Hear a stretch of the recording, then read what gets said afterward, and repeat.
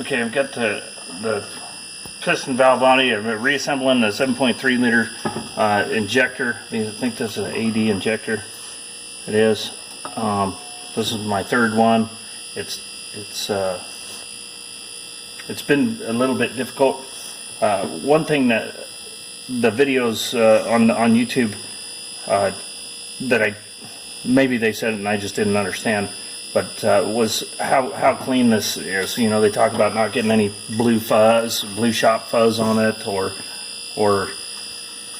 any lint or that sort of thing, and then the actual cleaning portion of it.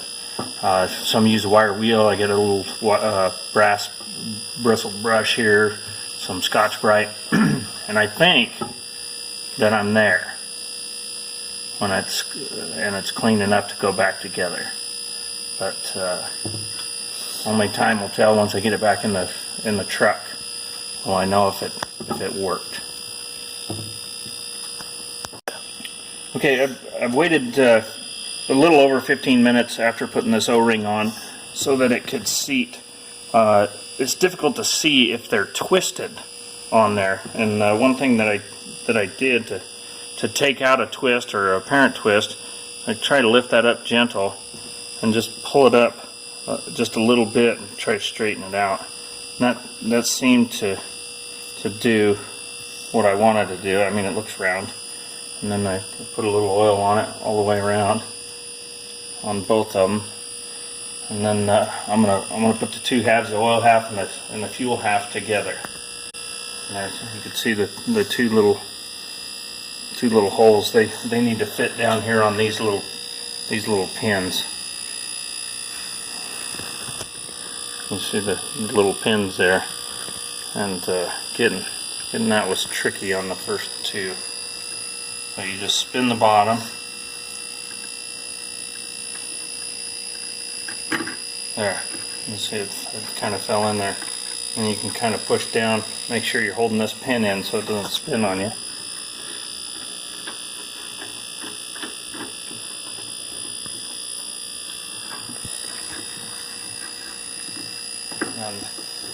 And at this point, it got really tight there, and I was worried that I was going to ruin that gasket, and I couldn't find anywhere where it said, "Oh, you're okay there." But aside from it getting tight as soon as it hits that O-ring, I think you just have to cinch it down and go.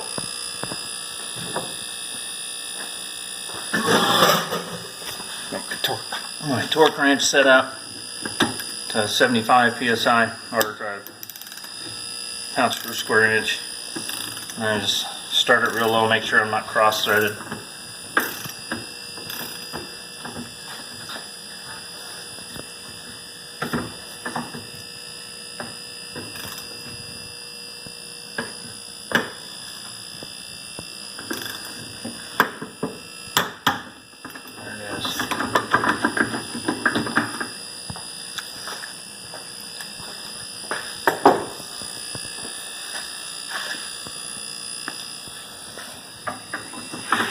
Sure I don't have any more blue rags.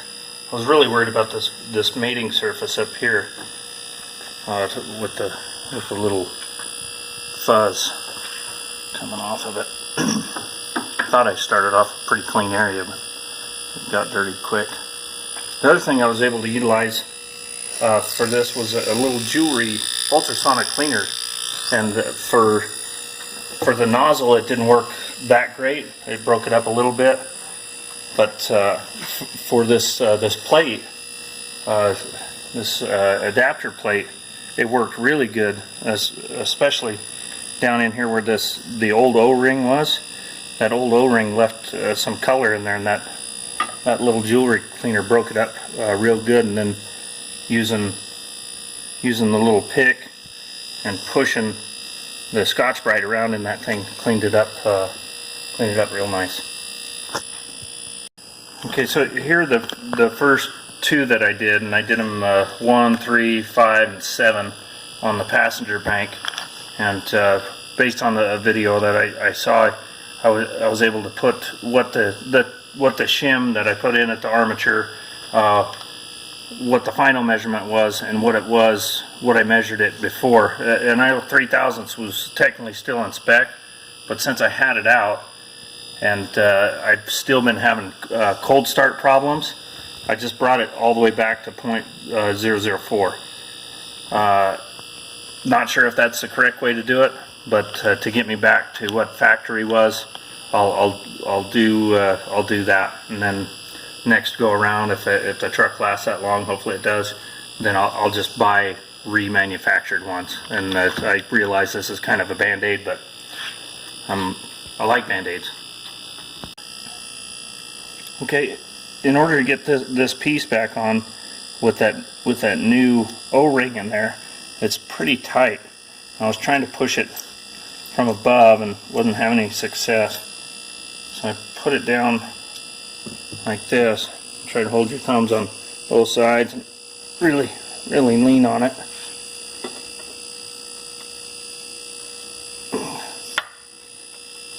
And with a little effort, it goes all the rest of the way down.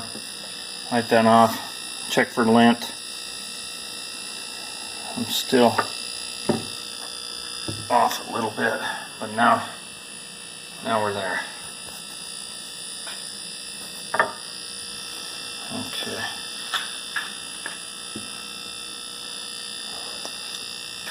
This piece goes back on. I keep having to look. This little lobe here goes the opposite of this, and if you do them all at once, you won't be able to see that. But I've been able to go back and look at the ones I've already done and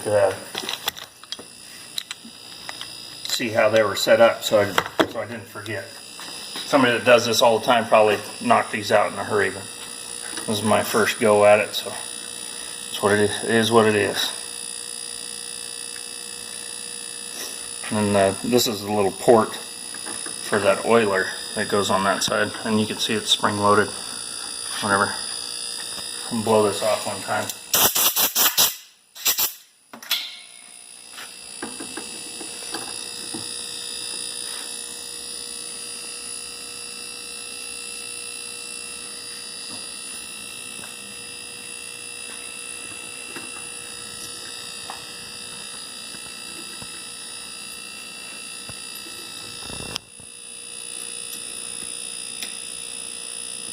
Just put a little down pressure, get that one started, go to the opposite corner, start that one. I don't know if this makes a difference, but it seemed to me that it would seat a little bit better if I went opposite corners, like you're doing a wheel or something.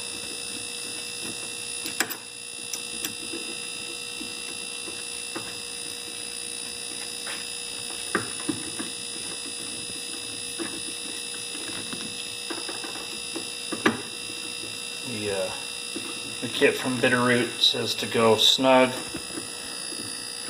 I'm assuming that's snug. I'm not really reefing on it. It bottoms out pretty good, so you're not getting any extra on it. Check for lint again. Make sure I didn't screw anything up. Now, when I measured this one initially, I was right at 2,000, so it was pretty tight getting it underneath that armature plate. And so I'm going to start off with a 2,000 shim, and hopefully that gets me to 4, and then I'll back that thing off, put some blue Loctite on that, and go from there.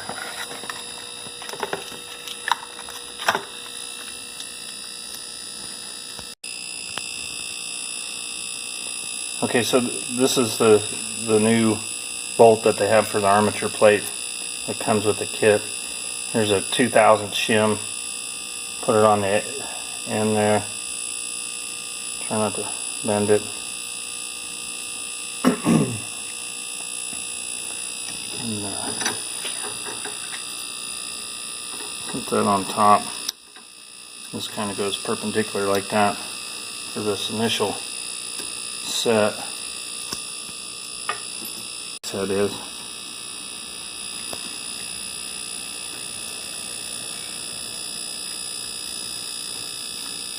I saw a lot of people trying to make this square with this little plate. And you put it on the side like this, but it doesn't even engage it, so I don't know how that makes it straight.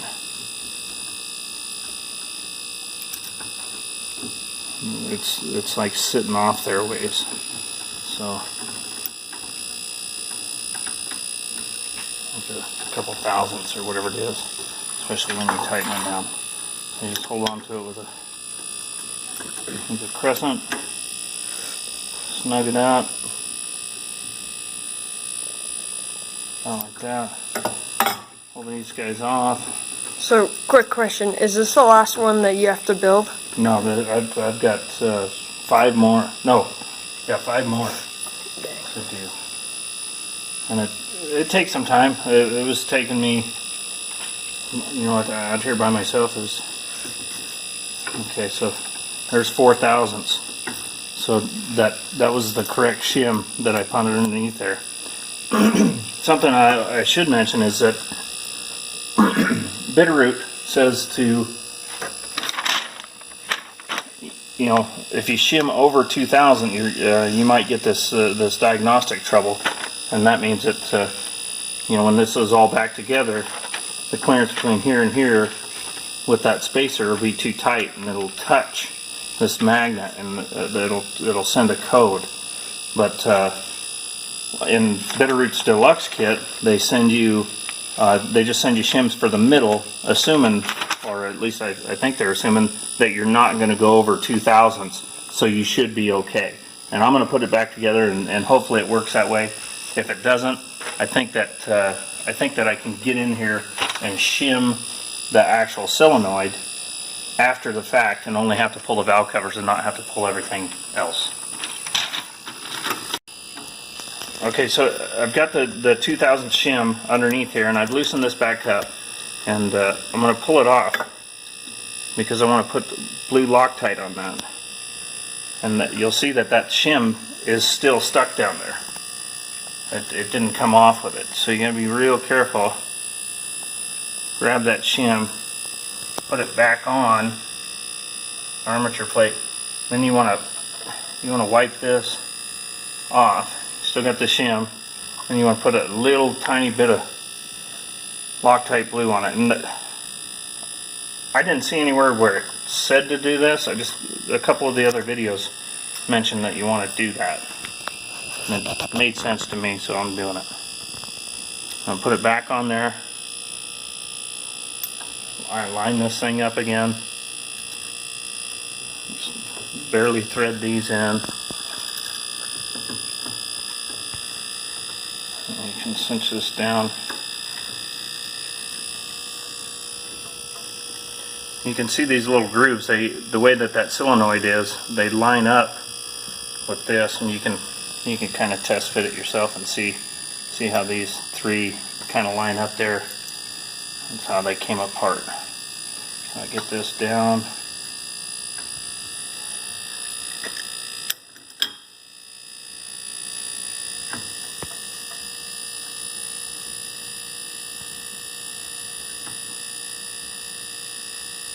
Okay, a couple fingers on it, and that's plenty tight, I think. Take these back off.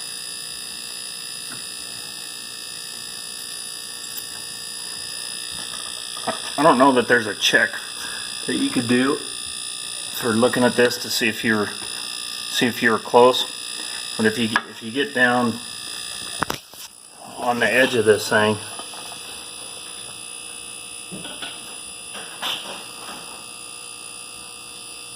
you can kind of get to that edge right there and almost see that armature plate is below that little lip. So I'm assuming that we're okay there. You can kind of see the little lip right there.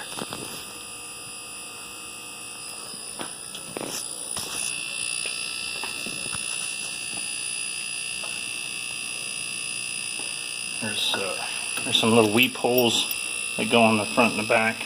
That needs to go like that. You can kind of see there's a weep hole here and here. Apparently aftermarket ones have a little cutout below it for that oil to escape. Again, I just do a little cross pattern on these.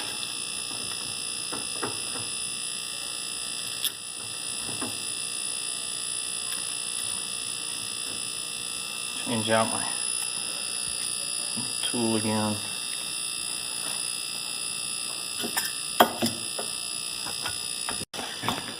So you tighten that on there now. I got this. I got the solenoid on. I got it tightened down. This little oiler here. Back it up a little bit, but I left that on just so I didn't lose it. A lot of guys looked like they were taking this off so that they didn't break it, and it looks like it would when you're prying up to get the injector out. You have your block where your valve cover sits after you take that off, and there's the metal's right here, and you get in here with the, I had a little brake tool that worked amazing. I was able to lift up on it, but I could tell that this piece right here was going to push on that, and I think that's what breaks. You know, when you see people say, oh, it's going to break, I think that's where it happens. I haven't seen video of that, but that's my thought. We'll turn it upside down, and we'll put the rest of these external O-rings on it. I've got, we can start with the little copper one. Looking at the factory setting, you can see that this little raised ring is on the inside. Here's one that I haven't done yet. You can see that little raised ring is towards the inside. So that's the way that I'm going to put it back to mimic factory.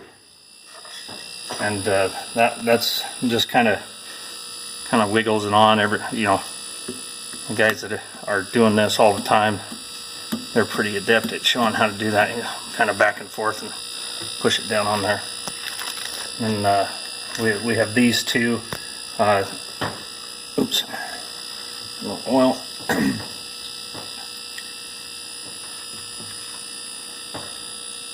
Just kind of wipe some of that around. This one is really stiff. This one was really hard at getting it past this little ledge. You use this to. No, I don't want to use that because I'm afraid I'll break it. So you just use your fingers and get it down over that first. You can get that first lip there, and then you can go down and make it a little bit easier. I was just trying to push it down all in one piece, and man, that wasn't working at all. Get a little oil on this all the way around it. Make it slick so that it can fit on there? Yeah. Okay. And they talk about not rolling it. This one is kind of the same way. You get that one edge and you get it down there. You can kind of look and see if it's rolled, and there's a tiny little line of seam on that thing that I didn't notice until just now that you can see, and see if it's twisted, and that one is not. So I think that one's ready to go back in the truck. And when I go to put it back in the truck, I read a couple different things on how to get the oil out of there, and make sure you leave the glow plugs out, and then you turn it over and crank it over, that sort of thing. And then another video said to get a little pump and a tube and put it down the glow plug hole and suck the oil out. So I'm going to try both of those and see which one's effective. If it's too much of a pain in the ass or a pain in the butt, then I'll go ahead and put the valve covers on with two bolts, and then leave the glow plugs out and turn it over like that. So with my completed ones, I made a little quart Ziploc bag. They fit in a quart one. You don't need a gallon bag. And then I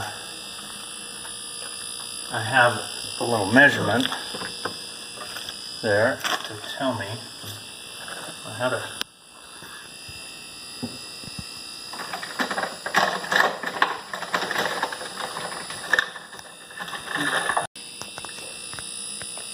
So when you have the one completed, they fit in a quart bag. You don't need to use a gallon bag. I just numbered the injector, what position it was on the motor. This is number 5 there. .002 was the shim on the armament that they used, and then after the fact that was at .004 measurement armament final, MAF, and this was the measurement original. So don't know why I'll need that, but one of the guys that had a video that I watched did it, and I don't want to reinvent the wheel. It made sense to me to have that information just in case.